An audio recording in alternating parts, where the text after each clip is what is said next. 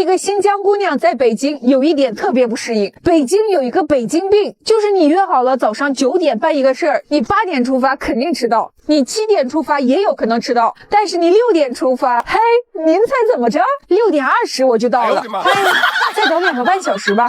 來取我們的衣服了，看，在這兒呢。大家覺得怎麼樣？這可是很重哦。這個畫框怎麼樣？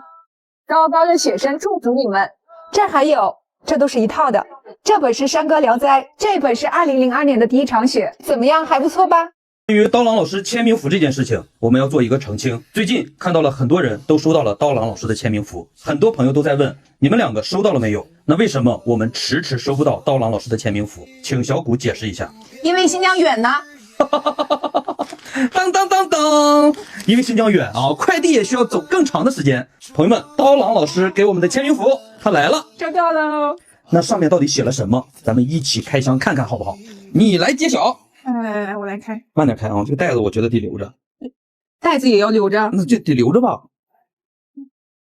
哦，那你來吧。我害怕。哎，噔噔噔噔，哦，是一來看看啊，小谷軍師寫了什麼？快打開看。你看，高郎老師特意選了一個 XL 號，那應該是我穿的，我正好穿 XL 號。這你還想着穿？來吧，誰都不能穿。看看寫的是什麼？我們還沒看啊，來，大家先看。來看看，後面是山歌響起的地方。看看前面是什麼？高高的雪山。祝福你們！我去，猜的太對了吧？同樣是聊過，同樣是把歌詞改了。我跟你說的。高高的雪山，祝福你們，朋友們！謝謝刀郎老師，感謝刀郎老師，感謝高高的雪山，也感謝所有大大小小對我們的喜愛。朋友們，高高的雪山，祝福你們！這可以。哎，你別弄的那，給我留一點空氣好不好？小谷軍師，高高的雪山。祝福你們！下面是刀郎老師的簽名，2025，來吧，小谷試試吧，我借你穿一下。我不能穿，我這臉上的粉蹭到這個不行，我不能穿。我有一計，你等我，啊！來，屏住呼吸啊，屏住呼吸。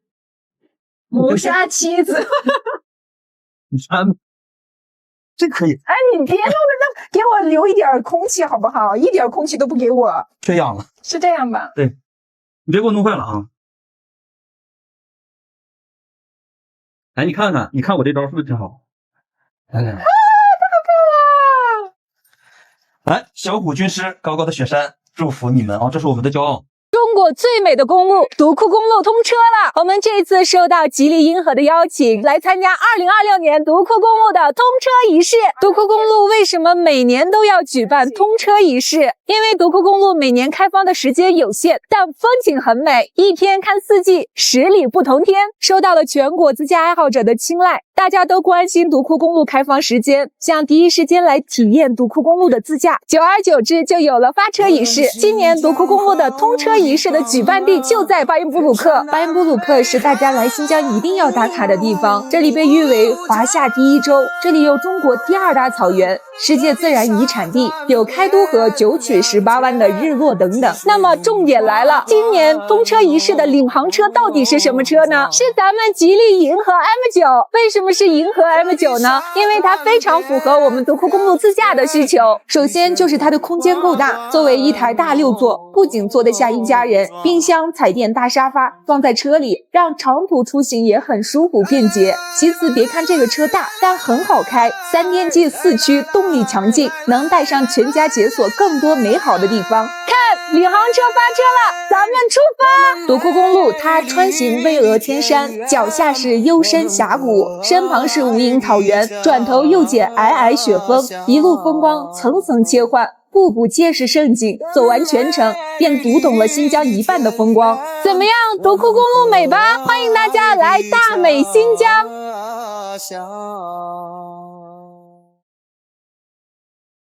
独庫公路已經正式開通了，都說它風景絕美，但它的路況特殊，不少朋友第一次上路都會踩坑。今天用2分鐘的時間給大家講清楚獨庫公路的自駕注意事項，大家收藏好了再出發。首先說一下基本的通行規則，獨庫公路全長561公里，一年只開放4到5個月，集中在每年的6月至9月，其餘時間大雪封山，全程封路。每日通行時間也有規定，大多數是早上8點到晚上的19點，部分路段延長至21點。天黑後嚴謹進山，不要趕夜路。另外，車型有嚴格的限制，只允許7座以及以下的小型車輛通行，8座以上的客車、大巴、拖掛房車都禁止駛入。出發前一定要確認好車輛，避免到了關口被圈返。在車輛選擇上，中大型 SUV 會更舒服一些。我現在開的這輛車就是我們獨庫公路通車儀式上的領航車——吉利銀河 M9。今天我們就借過來試駕一下銀河 M9 3電機4驅，動力強勁，爬坡超有信心，彎道開起來也是指哪兒打哪兒，特別穩。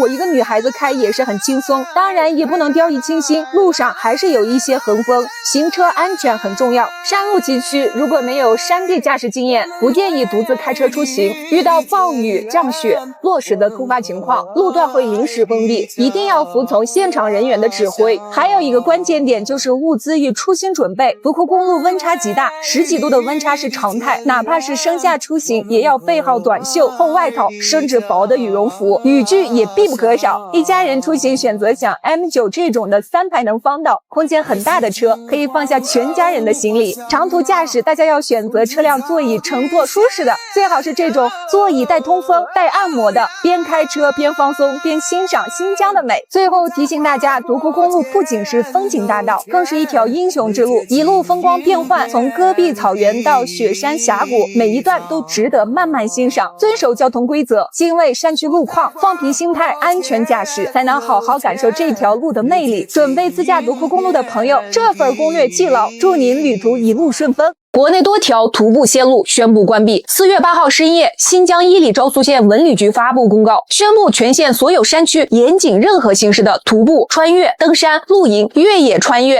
夏特古道、下塔大北線、南天山北線等著名線路2026年均全面封閉。朋友們計劃來新疆的，一定要提前做好攻略。今年過年去誰家過？去我家呀。我跟你在一起這麼多年，過年每次都是去你家過的吧？對呀，不然呢？去你家嗎？不可能的。為什麼？你家過年放炮嗎？不放啊。過年給紅包嗎？不給呀。你家過年走親戚嗎？好像也不走啊。那不就得了，啥也不幹，去你家過什麼年？那我們過爾邦節、肉孜節不是走嗎？啊，對呀，我自從認識你，我淨過節了，一年所有的節都過雙份兒，這不挺好嗎？過年回我家過，古爾邦節回你家過，完全不衝突，和諧。也對，紅包拿雙份兒。大家好，我是新疆小谷。我媽是南疆人。我媽很小的时候就跟着我的大姨一起来到了北疆。當時她應該是12歲。大概在40年前，我大姨帶上她的家人，還有我媽，坐上那種大卡車，有翻斗的那種大卡車。我媽媽坐在車斗裡面，在車兜裡睡，在車兜裡吃。整整用3天3夜来到了北疆。後來媽媽認識了爸爸，他們相戀結婚。那個時候獨庫公路已經開通了，那是92年。獨庫公路開通了以後，北疆到南疆的時間縮短成1天，8、9個小時就能到達。而如今我也長大了，新疆的發展越來越好了。隨着天山胜利隧道的打通，北疆到南疆只需要3個多小時了，1天的時間就可以北疆到南疆來一個往返。我作為第一個開着國產新能源汽車極氪001的車主，成功穿越了天山勝利隧道。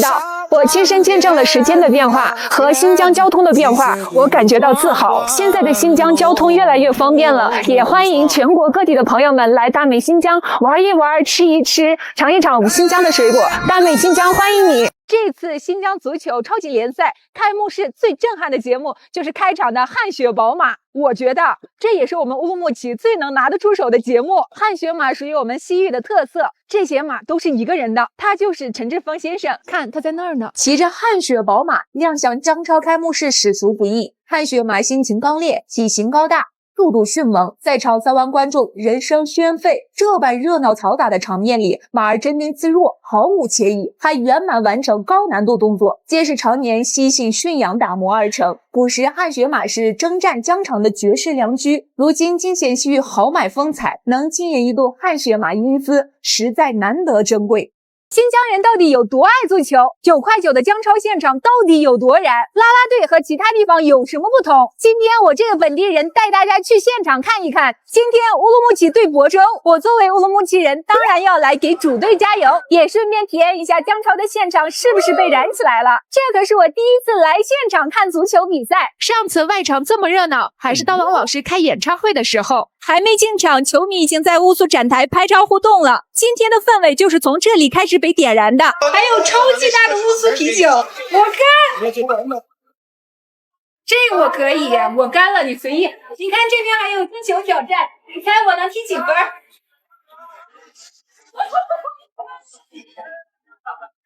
踢球挑戰開始。该中间了，繼續。小 King， 你看我領到了這麼多烏蘇周邊，還沒進場，姜超的氛圍就是已經拉滿了。進場前在這裡感受一下氛圍，喝上一杯太燃了。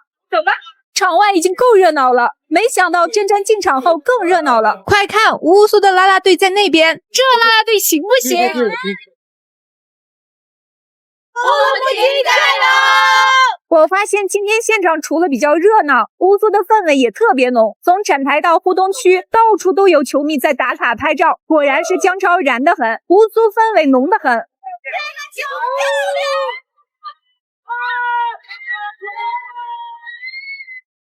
這是我第一次在現場看姜超，從進場到結束，全場都特別有氛圍。因為新疆人對足球是真正的熱愛。如果你還沒來過姜超現場，我真建議你來感受一次。姜超燃得很，烏蘇氛圍濃得很。今天是古爾邦節，也剛好趕上了我的生日，祝大家節日快樂，也祝我生日快樂。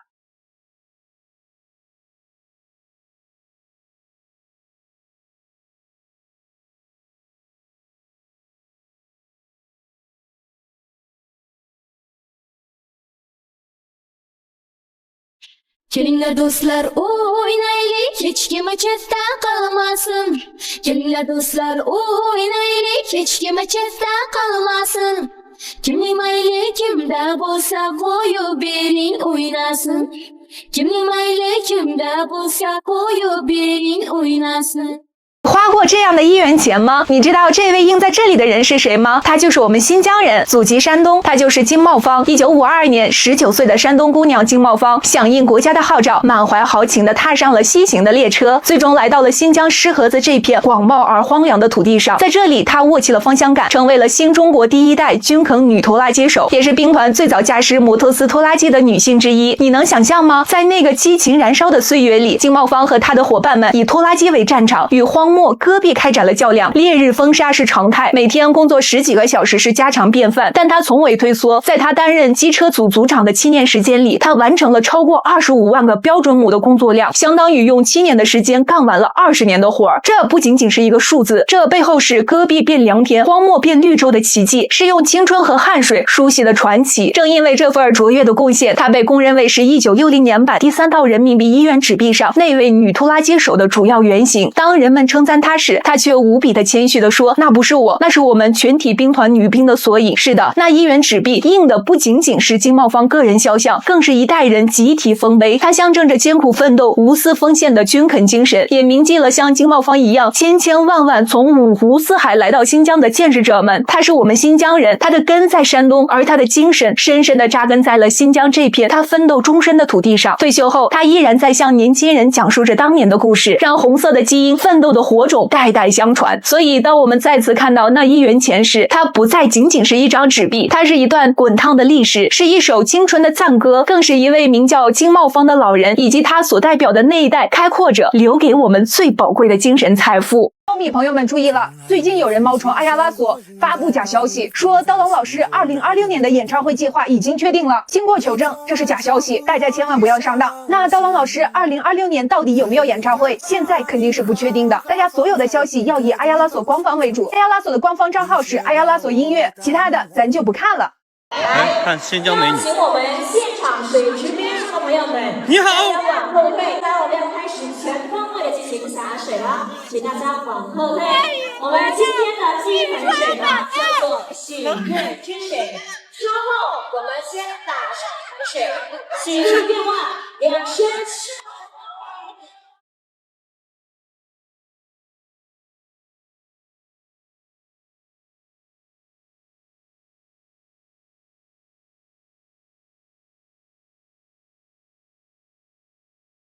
說刀哥團隊裡面的瑤瑤今天有演出，在成都，我現在在烏魯木齊，走，我們上車。等一下，時間好像來不及，咱們去不了現場的朋友們一起祝瑤瑤演出成功。另外，我還有一個重要消息，今天不止瑤瑤有演出，刀郎老師團隊裡面的另一個人也在演出，他是誰呢？今天晚上9點演出就要開始，我們現在就出發，朋友們期待我的視頻吧。全運會的開幕式你們看了嗎？很多人納悶，新疆怎麼那麼特殊？怎麼有2個代表團？看看咱們新疆2隊人馬，勝算是不是變大了？這2個代表團分別是新疆維吾爾自治區體育代表團，有252名運動健兒，這裡面可是有幾匹黑馬，大家敬請期待他們的表現吧。另外一個新疆的代表團是新疆生產建設兵團體育代表團，他們傳承紅色基因，覲續紅色血脈，扎根祖國邊疆，在建設美麗新疆繁榮兵團的偉大事業中，書寫新時代體育篇章。新疆生產建設兵團大家應該都不陌生了，新聞裡面經常提到，兵團是一個特殊的存在，兵團承擔着屯墾戍邊的職責，這可是老祖宗千百年前就有的智慧，從西漢就開始了，閒時務農，戰時轉兵，解決了邊防人員不足和偏遠邊疆運糧2大難題，為迷人的老祖宗點讚吧。我是一個新疆人，走過很多的地方，最讓我覺得充滿能量的地方就是這裡，橘子洲頭，問蒼茫大地，水煮沉浮。人民萬歲！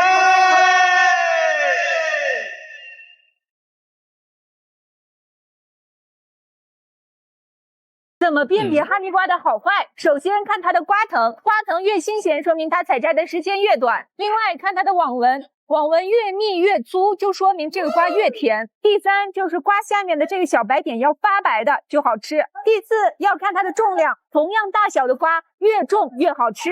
第五，哈密瓜要選新疆的，其他地方的沒有新疆的那麼甜喲。怎樣？你學會了嗎？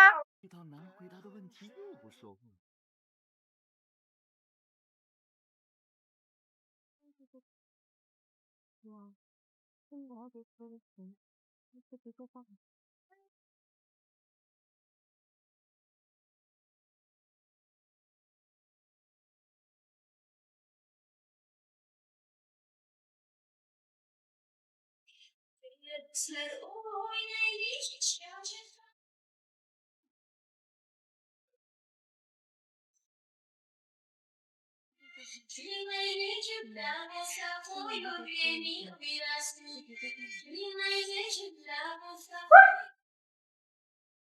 馬在中國文化裡面享有尊位，它代表純陽、強健、明亮，充滿自強不息的進取之心。要不怎麼說當代的打工人怎麼從以前的白領精靈變成了現在的牛馬呢？世界上擁有汗血寶馬最多的人就是咱們新疆人，他是野馬集團的創始人程之峰先生。今年10月份我們舉辦的篝火晚會就是在他的院子裡，他給我們當了1個晚上的攝影師，追溯中國馬的故事，離不開一段波瀾壯闊的文明交輝史。漢武帝派張騫出使西域，開啟了曾經中原地區和西域的深度連接。張騫歷經艱辛，帶回了西域大元馬的消息。這種馬身形矯健，耐力驚人，被漢武帝視為天馬，這就是現在的汗血寶馬。爺爺馬蹄踏過的地方叫疆域，漢家商隊牽回了汗血馬。程之峰董事長第一次見汗血馬是在中東，他喜歡攝影，中東貴族的豪車和汗血馬一起奔騰的場景震撼到了他，憋着一股勁兒，他心想一定要把這麼漂亮的馬給帶回來。就這樣一批一批，他現在就成了天下第一馬夫。馬上馬年到了，接着程總的馬，祝大家馬到成功，龍馬精神。大家看我在哪裡？我胡漢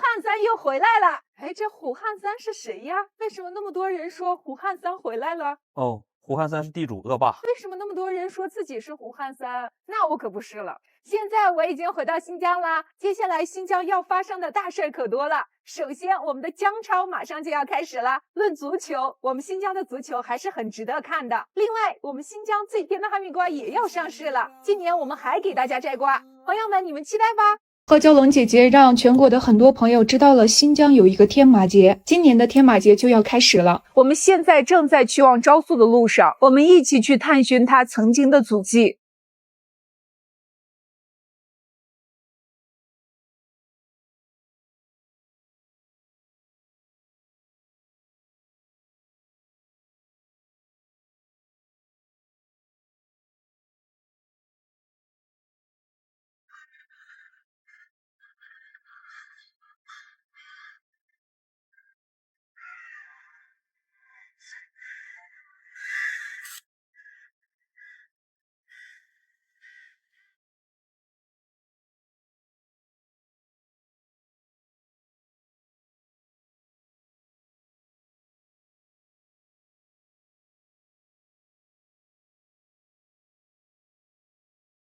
中国在新疆悄悄设了一个超级迷你县。2026年3月26日，一则仅2行字的官方公告悄然改写了中国版图。新疆喀什地區岑林縣正式獲批設立。懂的人都知道，字越少事越大，面積頂2個上海，人口才6600人。為啥這麼偏的地方突然升級成縣？背後藏着大戰略。這個地方可不簡單，歷史上就是兵家必爭之地。19世紀90年代，清朝外藩，砍去體侵擾，因果染指，沙俄饑雨，四方拉鋸了近40年。當年國力孱弱，列強環絲，我們硬是靠着周旋博弈，把這塊地死死守住了。聽起來沒有左宗棠抬棺出征那麼壯烈，但當年這裡要是丟了，今天的中巴邊界完全是另一個局面。更值得細品的是，在新設岑林縣之前，新疆還新設了2個縣，和安縣、和康縣，正好沿 G219 新藏公路分布，連成了一條線，形成了一道西部邊防屏障。岑林縣直面中巴方向，扼守國際通道與青藏門戶，兼顧安全與開放。和安縣、和康縣鎮守中印邊界西端，與昆崙山南麓覆蓋關鍵戍邊與資源通道，在這裡建置設縣本身就是一種威懾。關鍵時刻，這3個縣還能秒變重要的戰略支點，人力、物力等等，隨時可以空投到這道防線上。這裡不得不提到貫穿岑林縣的西部邊境最重要的戰略國防天路 G219， 它是中印邊界駐軍物資補給的生命線，也是京藏的一條生命線。以前新藏公路上的庫迪、螞蚱、黑卡這3個鬼門關路段，動不動就是塌方封路。現在通了隧道，駐邊部隊的補給時間從3天縮短到8個小時。從戰略上看，岑林縣設立也是國家14五規劃綱要明確提出的興邊富民、穩邊布邊的重要一環。對於邊境來說，發展就是最好的穩定。岑林縣是由原西河休鄉區域西植而成，而西河休鄉曾是葉城縣面積最大、位置最南、海拔最高的邊境鄉。問題是原來的葉城縣太大了，原來的西河休鄉也太大了，遠一點的村落去鄉政府、縣政府取着100-200公里，便民辦個證、看個病、翻山越嶺，來回一趟就是一整天。便民時代守在國門一線，如果連基本的公共服務都覆蓋不到，那興邊富民、穩邊固邊就無從談起。所以去年正式撤銷了西河休鄉，今年設立岑林縣，縣政府駐新華鎮，直屬喀什地區。撤鄉設縣，這不是一個簡單的升格，也不是多一條班子，而是把服務、資源、力量直接呈到邊境第一線，縣城就在家門口，服務半徑縮回來了，人的心也就穩了。為什麼偏偏是現在設立岑林縣呢？因為這是中國陸權戰略的第一次明牌。你看霍爾木茲海峽一封鎖，全球油價瘋漲，多少國家陷入了混亂。在海權隨時可能被卡脖子的今天，我們必須在西部打造一條不看別人臉色，完全握在自己手中的陸上大動脈。新疆就是陸權的核心，五口通八國，一路連歐亞，離海洋最遠的省份，正在變成湘西開放的橋樑。一個縣的設立看似微不足道，但它背後是中國未來戰略中心轉移，從海權到陸權，從被動到主動，這盤棋你說有多大？你看大叔戴的這頂帽子，你看到了什麼？它不是一頂普通的帽子，它是柯爾克孜族傳承了千百年的白氈帽，是刻在民族骨子裡的驕傲。可這頂帽子上最亮眼的卻是那2個鮮紅的字，中國。這是在新疆大巴扎人來人往的街道上，他就這麼從容地走着，沒有一句口號，卻比任何宣言都更動人。目光所至皆是中國，這不是一句台詞，是這片土地上最真實的心聲。新疆的風吹過千年絲路，也吹過每一個熱愛這片土地的人。這頂帽子是傳統，是信仰，更是刻在骨子裡的認同與熱愛。大叔走在人群裡，走得坦蕩，走得堅定，這就是中國新疆。新疆發生了6級地震，位於新疆的阿圖市阿合齊縣，網上流傳了一些房屋倒塌的視頻，是假的。這次地震截至目前沒有人員傷亡。有些人好奇，6級地震到底屬於什麼程度？是嚴重還是不嚴重？正常來講，6級地震屬於中強地震，這不算小。可不是6級地震本身不危險，但地震的破壞程度要結合震源深度、震中位置和當地的建築質量綜合判斷。新疆阿圖市屬於地震高發區，地處南天山地震帶西端和帕米爾湖地震帶，這裡發生地震的概率高很多，所以當地的建築都屬於抗震房，要符合一定的抗震標準。同時，地震的預警及時，群眾避險得當，所以沒有人員傷亡。大家平時也要多學習一些防護措施，常備一些應急物資。為什麼說看懂新疆電價就看懂了中國的未來？在新疆，居民用電不到4毛，工業用電甚至低到1-2毛一度。很多人只知道新疆大、新疆美、新疆棉花厲害，卻不知道新疆的電價才是它真正的戰略底牌。在沿海地區，工商業電價動不動5-6毛、7-8毛，而在新疆，大工業均價只要2毛多，低谷時間甚至低到1毛多。同樣開工廠、搞生產、跑算力，新疆的用電成本直接比東部少1半。為什麼新疆電價這麼便宜？因為這裡有全國最豐富的煤炭、最充足的風能、太陽能，裝機量全國第一，發電量常年富裕，地廣人稀，資源富集，再加上國家戰略支持，天然就是全國電力成本窪池。但新疆的重要性遠不止電價便宜這麼簡單，它是西電東送的核心，每年上千億度電送往內地，支撐半個中國的用電保障。它是產業轉移的主戰場，電解鋁、多晶硅、新材料、新能源產業扎堆落地，靠的就是這無可替代的低成本優勢。它更是東數西算的關鍵節點，數據中心 AI 算力最吃電，而新疆就是全國最適合養算力的地方。地加電不是福利，是競爭力。它讓製造業吸錢有了底氣，讓國家能源安全有了壓藏史，讓雙碳目標有了最強供給。從邊疆之地到能源心臟、產業高地、算力中心，新疆的價值藏在每一度便宜又穩定的電力。它不只是中國最大的省份，更是支撐中國未來發展的能源戰略重地。新疆最近可又被老外盯上了。现在的新疆和以前可大不一樣。隨着新疆旅遊業的發展，越來越多的人來到新疆，看到了新疆的大美風光。可一群敏銳的人早就盯上了新疆，大量的國際資本早已經提前下注了。像希爾頓、萬豪、洲際這些外資豪華酒店正在這裡扎堆布局，而且實打實的真金白銀，不會說謊。今年新疆計劃實施的重點投資項目高達500個，總投資額來到了3.47萬億。3.47萬億是什麼概念？相當於新疆全年 GDP 的1.5倍，這筆錢砸下去，這個地方的格局是不是要徹底改寫了？再看一組數據，2024年新疆的人口淨流入全國第3，今年上半年新疆的民間投資額同比增長23.2%，新疆的民用機場數量到達了28個，位居全國第一。說實話，這種發展速度能讓我聯想到的，也就是改革開放初期的廣東了。新疆這片中國陸地面積最大、交接鄰國最多、邊界線最長的省份，正在悄然崛起，重塑整個歐亞大陸的格局。如果說中國經濟曾經的高度要看沿海，那麼這未來的高度恐怕就要看新疆了。問題來了，全國有潛力的地區那麼多，為什麼這次偏偏跳出了新疆？新疆又是怎麼從一個邊陲之地變成了我們全力壓住的戰略紐帶？今天咱們就來講3點，一起看懂屬於中國新疆的極限未來。第一，地理反殺，從邊緣角落到歐亞十字路口。以前說起新疆，總覺得太遠了，海運時代它離東部沿海千里，基建薄弱，優勢根本發揮不出來。但現在不一樣了，馬六甲海峽、霍爾木茲海峽天天出狀況，海運成本漲，風險高，全世界都在找新的通道。這個時候大家才發現，新疆居然在歐亞大陸正中心，從上海發往德國的中歐班列1萬多公里路程，除了新疆就走了一半。以前的邊陲現在成了連接中國與中亞、歐洲的黃金咽喉，誰先站住誰贏。第二，資源炸場，藏在西北的超級能源銀行。新疆的資源說出來能嚇一跳，太陽能可開發量占全國 26.9%， 全國第一；風能占 18%， 全國第二；地下石油占全國陸地 22%，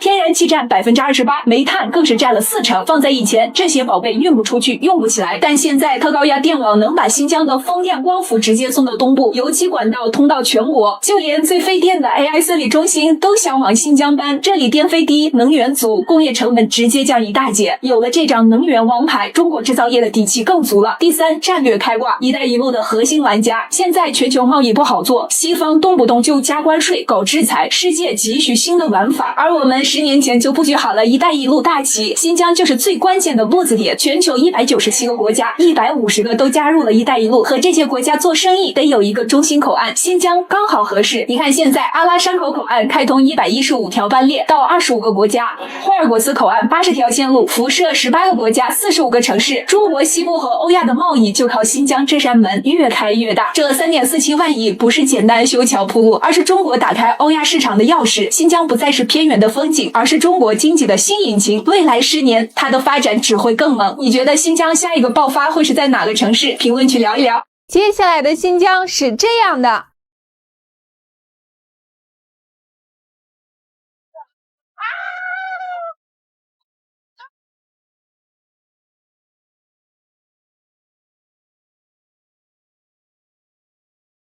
哇，這新疆姑娘怎麼那麼像？是，哎呀，是，哎呀，哇！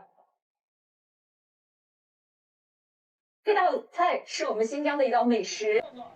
對，這就是我。這次我帶着新疆的海鮮飛越幾千公里，來到北京參加央視的節目，希望在新的一年也給大家帶一點新鮮感。比如我們的大閘蟹，它吃的東西都是我們的紅棗、玉米還有南瓜這些，所以養殖出來的不管是大閘蟹、三文魚，品質都是非常的好，口感是偏甜的。沒錯，咱們新疆這些離海最遠的海洋牧場，還在向全國人民供給多樣的水產和海鮮。所以呢，咱們現在中國餐桌靠着我們先進的農業科技，已經可以讓全球的優良物種來到我們的中國餐桌，來到我們的年夜飯上。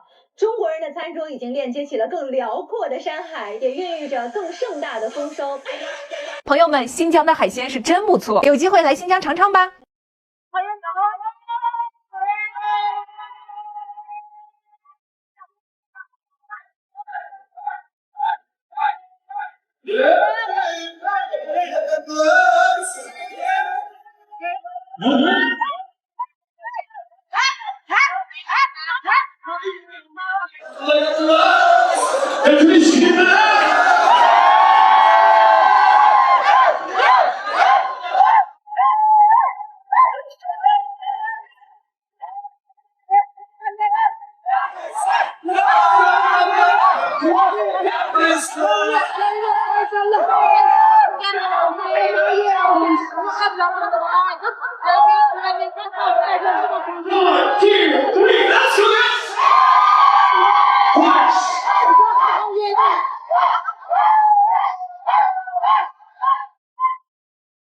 最近大家對新疆的婚禮可能有一些誤解，其實我們新疆的婚禮所有人都是非常的開心，並且載歌載舞，我也好久沒跳舞了，給大家來一段。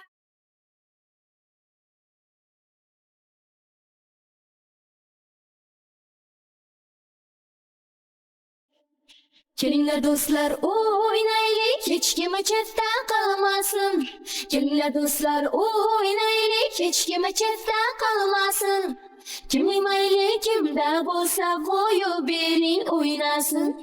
Kimli mayli kimde bulsa koyu birin oynasın. O yanıya taşlap oynasın, bu yanıya taşlap oynasın. 注意了，如果你來新疆，突然發現在路上有那種敞篷的小貨車，上面拉着幾個人，他們拿着棍子，敲着鼓，吹着嗩吶，這可不是安排給大家表演節目的，他們的後面肯定有一個車隊，這是新疆人的婚禮，他們不光會敲鑼打鼓，遇到紅燈，新郎團還有可能會下來跳舞呢，你可以開着車跟着他們吃席去。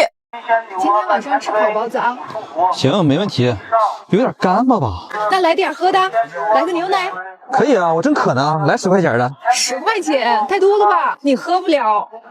10塊錢我一口氣就能喝掉，10塊錢牛奶我喝不了。你確定？老闆，來10塊錢的牛奶。袋裝嗎？這裡是牛奶。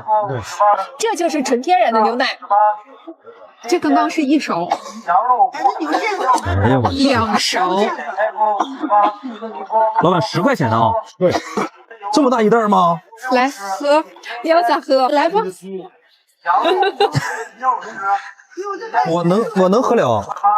哎，过来，這得拿回去煮，煮完以後還會有奶皮子呢，可好吃了。這新疆可以啊，牛奶比水便宜。完了！牛奶喝不完怎麼辦？把它做成酸奶。今天教大家做酸奶，来吧，我們開始。我們先把鍋燒一下，把裡面的水弄乾，把鮮牛奶倒鍋裡燒開。哇，5斤的牛奶這麼多，把它燒開，燒開以後把它晾到40度左右。看好牛奶在煮的過程中會形成一層奶皮子的，稍微再燒一下。完了！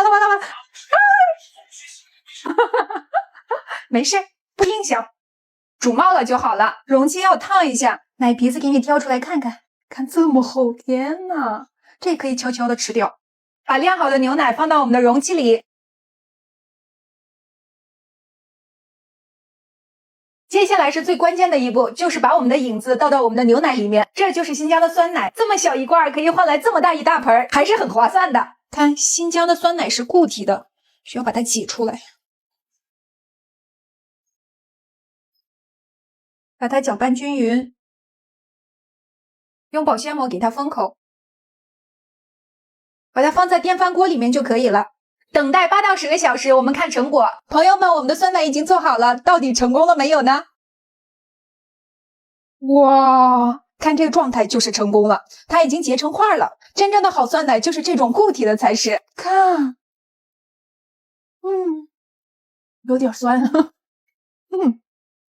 上面有一層奶皮，特別好吃，很成功。按照我的方法做起來吧。我曾經帶着622個新疆哈密瓜去了重慶，而新疆現在每年帶着361度哈密的電能會去到重慶。今年6月，哈密至重慶中負電800千伏特高壓直流輸電工程正式投產送電，未來重慶20%的電能將由新疆供應。該工程起於哈密巴利坤哈薩克自治縣，落於重慶市渝北區，線路全長2260公里，成為連接西北能源基地和西南經濟引擎的一條能源絲綢之路。重慶作為新時代西部大開發的重要戰略支點，以及內陸開放的綜合樞紐，正展現出蓬勃的經濟活力。而電能是保障重慶實現高質量發展、提高民生扶持的重要支撐。新疆是國家規劃建設的3基地1通道和大型清潔能源基地，是西電東送的重要送段，擁有9大風區，而哈密便佔了其中3個。哈密是全國日照最充裕的地區之一，全年日照達3170到3380小時。這些條件讓哈密成為將電入雨工程的理想起點。日照時間長也是哈密瓜之所以那麼甜的重要原因。我帶的哈密瓜從新疆來到重慶用了4天時間，而哈密的電能來到重慶只需要0.7毫秒的時間。他們走的是一條點對點、直達輸送、中間不停靠的電力高速公路。這條能源高速公路的建設是世界級的工程，它克服了超遠距離、特高壓等級、複雜環境、尖銳技術等世界級難點。從大漠孤煙到山城燈火，一條條銀線跨越的不只是高山，是一個攜手共進、共赴繁榮的未來。希望新疆的綠電源源不斷地走進重慶的千家萬戶，也希望我帶的新疆哈密瓜能夠把甜蜜帶到重慶朋友的心中。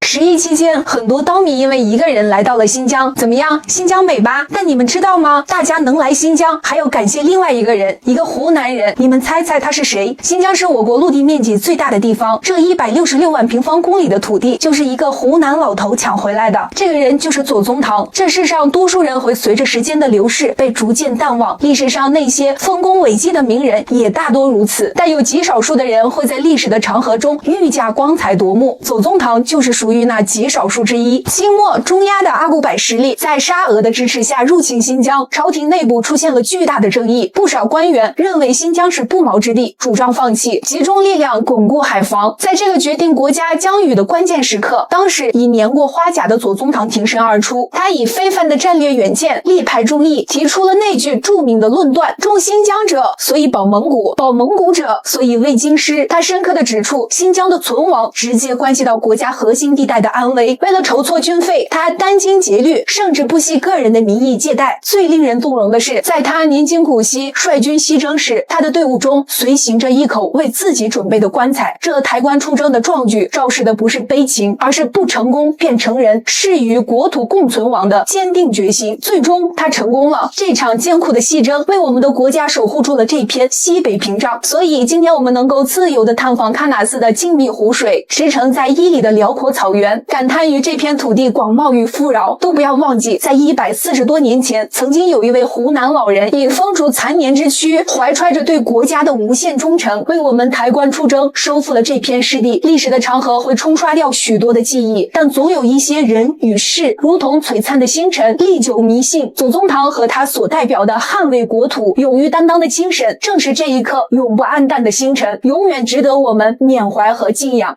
馬在中國文化裡面享有尊位，它代表純陽、強健、明亮，充滿自強不息的進取之心。要不怎麼說當代的打工人怎麼從以前的白領精靈變成了現在的牛馬呢？世界上擁有汗血宝馬最多的人就是咱們新疆人，他是野馬集團的創始人程之峰先生。今年10月份我們舉辦的篝火晚會就是在他的院子裡，他給我們當了1個晚上的攝影師，追溯中國馬的故事，離不開一段波澜壯闊的文明交輝史。漢武帝派张騫出使西域，開啟了曾經中原地區和西域的深度連接。張騫歷經艱辛，帶回了西域大元馬的消息。這種馬身形矯健，耐力驚人，被漢武帝視為天馬，這就是現在的汗血寶馬。爺爺馬蹄踏過的地方叫疆域，漢家商隊遷回了汗血馬。程之峰董事長第一次見汗血馬是在中東，他喜歡攝影，中東貴族的豪車和汗血馬一起奔騰的場景震撼到了他，憋着一股勁兒，他心想一定要把這麼漂亮的馬給帶回來。就這樣一批一批，他現在就成了天下第一馬夫。馬上馬年到了，接着程總的馬，祝大家馬到成功，龍馬精神。電影《萬童書》的首映禮，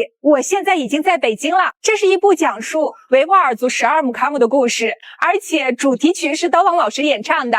今天我們必須去看看。雪好漂亮，走吧。来不及了，不是北京的，北京的。我们北京的刀迷啊，谢謝。我這樣，哎。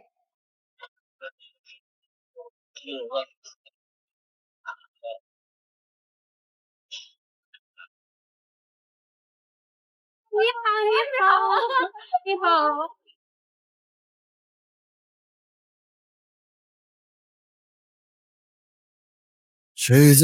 電影也看完了，本來是衝着刀郎老師演唱主題曲而來看這個電影的，沒想到電影開始到結尾，我一直在哭。這個電影真的特別的感人，我強烈的推薦，我希望大家親自來看看。大家看我在哪裡？我胡漢三又回來了。哎，這胡漢三是誰呀？為什麼那麼多人說胡漢三回來了？哦，胡漢三是地主惡霸。為什麼那麼多人說自己是胡漢三？那我可不是了。現在我已經回到新疆啦，接下來新疆要發生的大事可多了。首先，我們的姜超馬上就要開始了。論足球，我們新疆的足球還是很值得看的。另外，我們新疆最甜的哈密瓜也要上市了。今年我們還給大家摘瓜，朋友們，你們期待吧。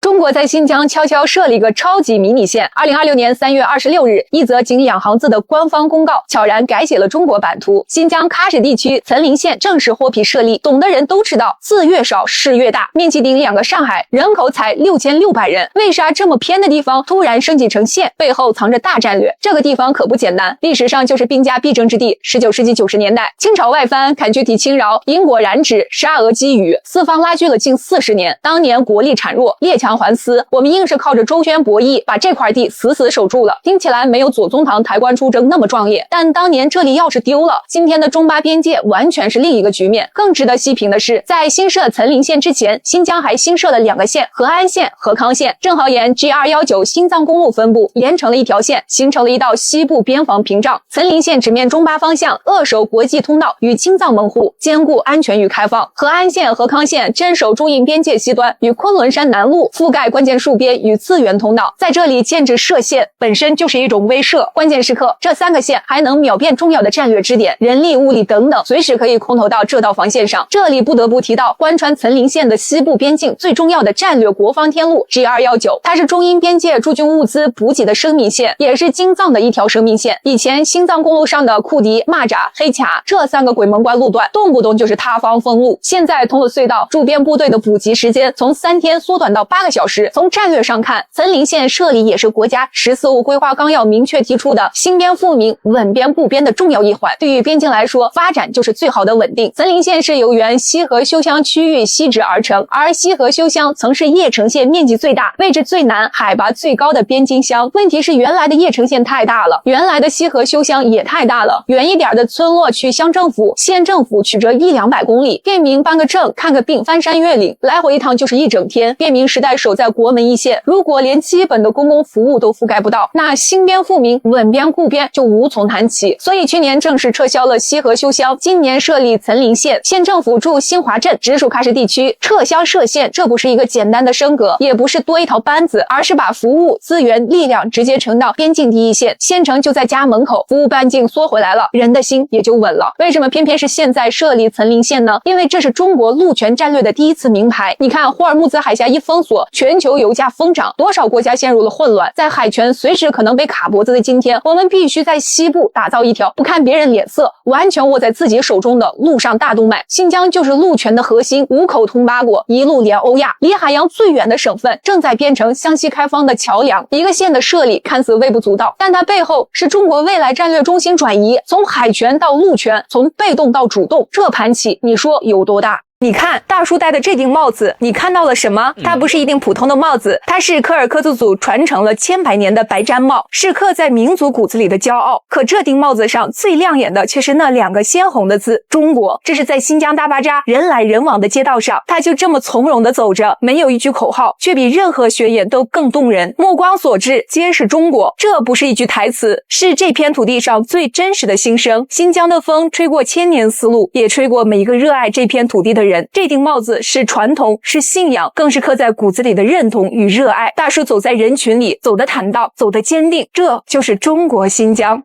哇，這新疆姑娘怎麼那麼像？是，哎呀，是，哎呀，哇！这道菜是我們新疆的一道美食。对，這就是我。這次我帶着新疆的海鮮飛越幾千公里，來到北京參加央視的節目，希望在新的一年也給大家帶一點新鮮感。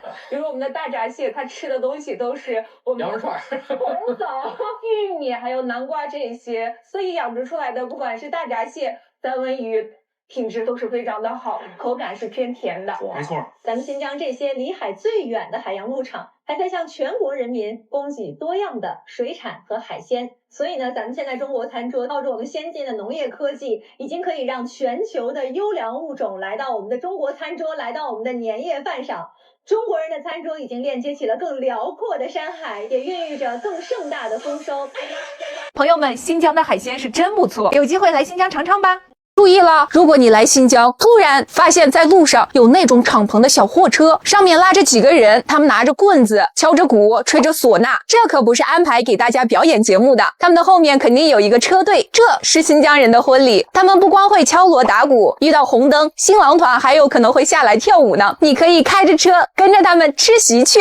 新疆女人結婚後為什麼越來越胖？第一呢，我們的觀念裡面，如果一個女人嫁給你越來越瘦，鄰居朋友就會問買提怎麼回事？沒給你媳婦兒吃肉嗎？怎麼越來越瘦啦？如果是越來越胖呢，大家會說，哎，不錯嘛，買提，日子過得牢道嘛，小伙子很能幹嘛。另外呢，就是新疆的飲食天天吃肉，特別是坐月子的時候要吃一整個羊呢，基本上吃完之後也就瘦不下來了。你們猜我會胖嗎？朋友們，我出息了！這次我上的是央視總台 CCTV1 和美鄉村新春會，正月初一下午在央視1套播出。我將帶着新疆的海鮮向全國朋友們拜年了，祝大家新年快樂，馬到成功！給我點個讚吧！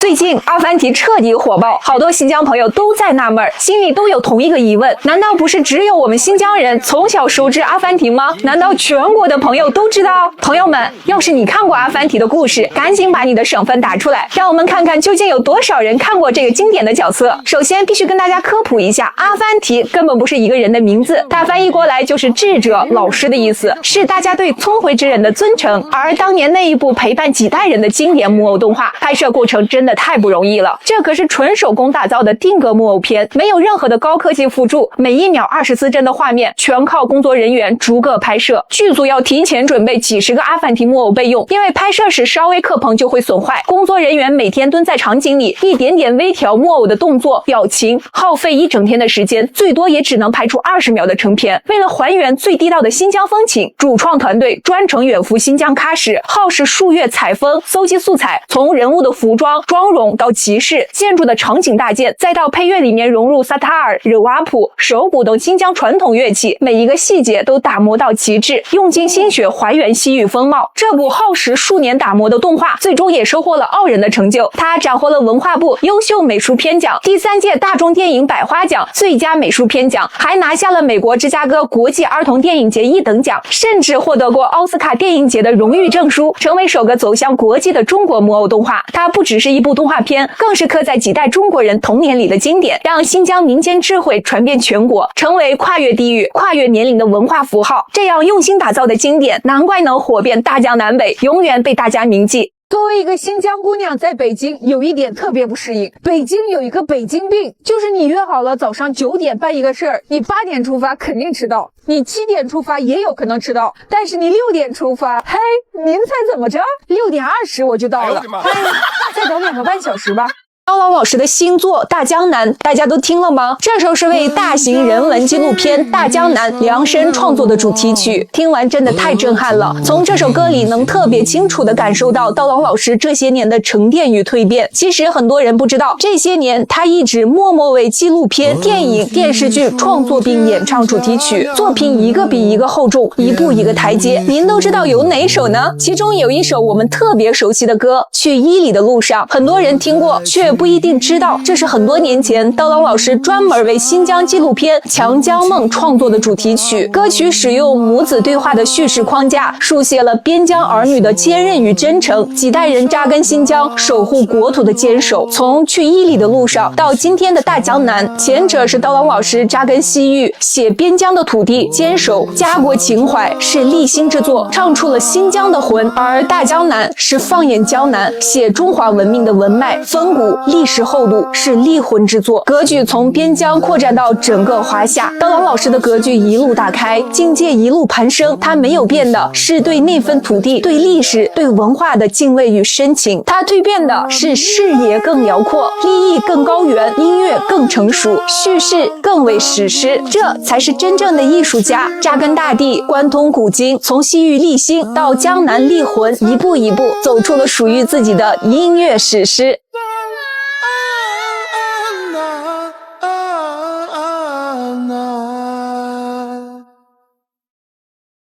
今年過年去誰家過？去我家呀。我跟你在一起這麼多年，過年每次都是去你家過的吧？對呀，不然呢？去你家嗎？不可能的。為什麼？你家過年放炮嗎？不放啊。過年給紅包嗎？不給呀。你家過年走親戚嗎？好像也不走啊。那不就得了，啥也不幹，去你家過什麼年？那我們过兒邦節、肉孜節不是走嗎？啊，对呀，我自從認識你，我淨過節了，一年所有的節都過雙份兒，這不挺好嗎？過年回我家過，過兒邦節回你家過，完全不衝突，和諧。也對，紅包拿雙份兒。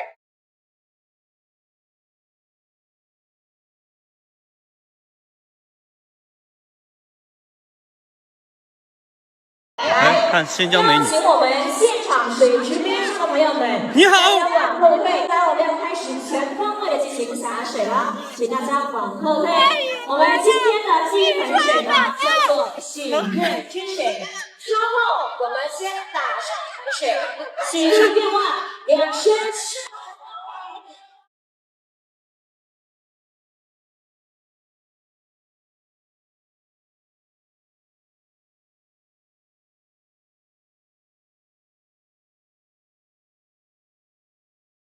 我是一個新疆人，走過很多的地方，最讓我覺得充滿能量的地方就是這裡。橘子洲頭，問蒼茫大地，水煮沉浮。人民萬歲！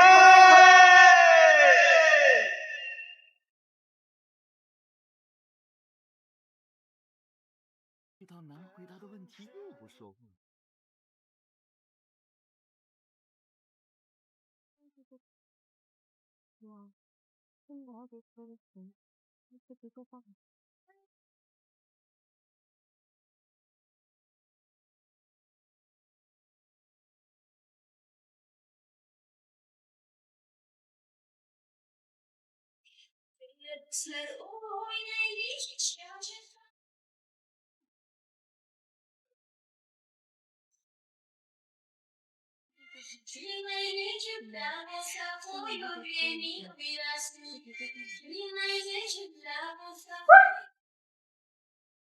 2个月前，沙漠还没开垦的样子是这樣的，可僅僅用2個月，沙漠就變成了這樣子，地推平了，已經開始埋設地埋管。2個月間，推土機沒停過，人也沒歇過，一天一天的幹，就能幹成這樣。地推平了，梭梭苗就可以種下了。一代代織沙人傾盡一生，與荒漠頑強抗爭，默默堅守，熬過4年輪迴，只為靜待黃沙退去，綠洲蔓延，讓大漠引來生機盎然的美好景象。去年刀郎老師重慶站演唱會，我們帶了622個哈密瓜給大家品嘗。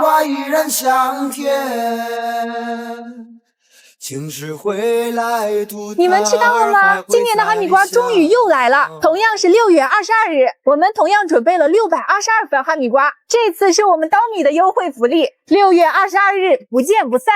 演唱會結束以後，好不容易休息幾天，你們天天催我，天天催我，好吧，我終於開始工作了。今天我們要去阿克蘇，大家心心念念的阿克蘇的冰糖型蘋果終於要上市了，大家注意了，現在經過3次霜降的阿克蘇冰糖型蘋果才是真正核心產區的。這次我去阿克蘇的任務是摘1車蘋果，大家期待嗎？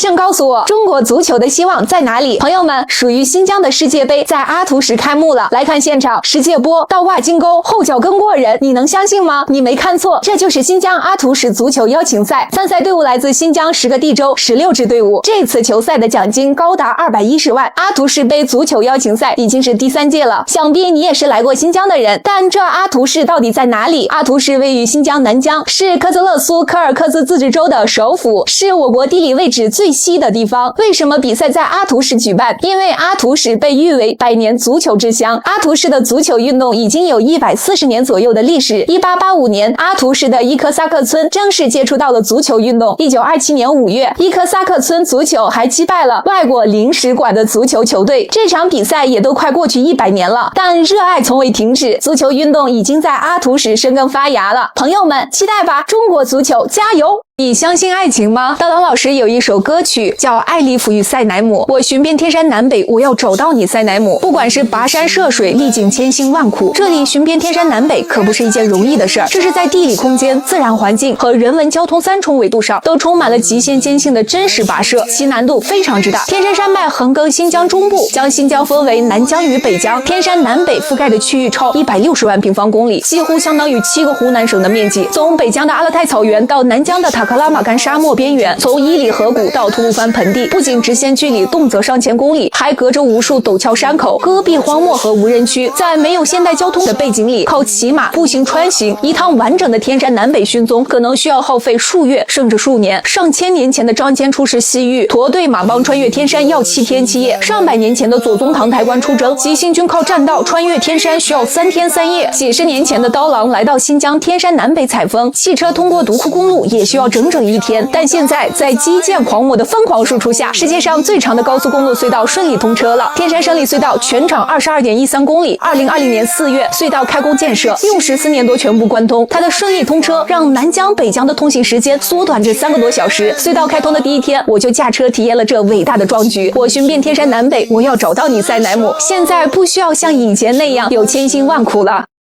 哎，問你一個問題，我爸媽33週年紀念日，我不知道給他買啥，送什麼驚喜好呢？得有點心意的。那他們怎麼認識的呀？有沒有什麼特別難忘的事兒？爸爸媽媽認識的時候是30多年前，他們認識的非常浪漫。我媽去商店裡面買個線，出來的時候迎面撞上了我爸，他手上的東西就灑在地上，他們兩個一起撿的過程中，我爸就相中了我媽，就開始瘋狂的追她。情深深雨濛濛嗎？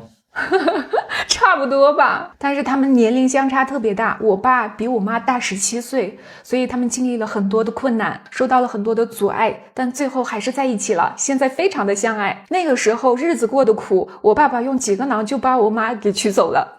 還是爸爸幸運。後來我爸爸媽媽努力工作，爸爸第一次帶媽媽去吃烤全羊就在南疆。以前我媽媽總是說這個是她吃過最好吃的一個烤全羊，還說帶着我跟弟弟一起去吃，但一直沒機會。那結婚紀念日咱們就直接去把這個烤全羊給她買回來唄，給你媽媽一個驚喜。那太遠了吧，從烏魯木齊到那邊也需要7、8個小時，一天來回不了。你忘了天山勝利隧道通車了，咱們過去也就3個多小時，來回也就6、7個小時，有我呢。哇，你開車我放心。快走快走，車應該充滿了吧？這是我第一次開着電車穿越天山，也不知道這電車在大冬天行不行。走，出發。戈壁沙灘邊2天，積雪融化關農莊。我們現在即將進入烏若高速了，馬上我們要駛進天山。前面就是天山勝利隧道的入口了，咱們即將進入全世界最長的高速公路隧道，全長22.13公里。我感覺全世界有能力且願意在這麼巨大的山脈裡面打隧道的，也只有我們中國。天山勝利隧道這段山脈裡面有16條深層大型斷裂帶，地質特別不穩定，難度也非常巨大。這麼長的隧道，為了解決通風問題，需要在兩邊搭很多的通風豎井，最深的要707米，200多層樓那麼高。這麼巨大的工程原本要打10多年，結果優化後的方案只用了52個月就全線貫通了，厲害吧？我應該是第一個開着極氪011穿過天山勝利隧道的人，距離出口還有5公里，我們馬上就要成功了。開了3個多小時，我終於到了。羊應該好了，走，我們去拿羊。好的，南疆這邊來拿。老闆，我的羊好了沒有？我們的羊好了，我們看看。我跟他說了要烤焦，看看你。這羊肉多少公斤？700，這個155。155？對，1公斤150。不是，都重。多重嗎？7、8公斤。7、8公斤。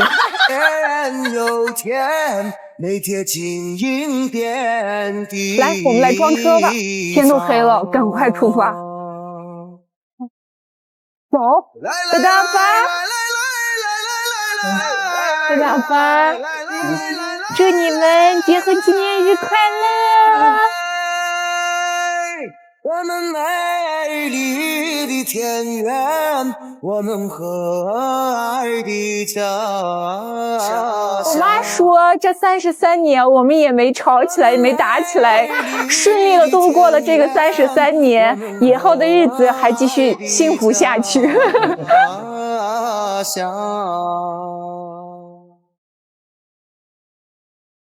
看，烤全羊還是熱的。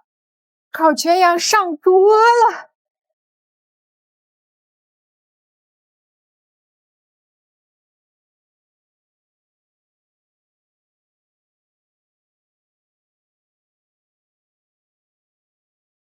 彈起你的動物來。這個可是你之前總是跟我說，就是你特別想吃的以前的那個烤肉，我是從南疆拿過來的，今天一天開了車。那歌頌林秀毛澤東，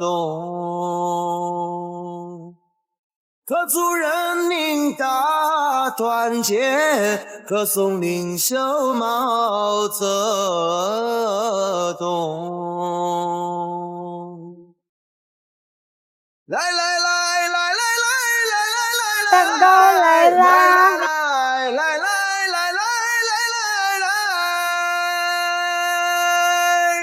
我們美麗的田園，我們和愛的家鄉。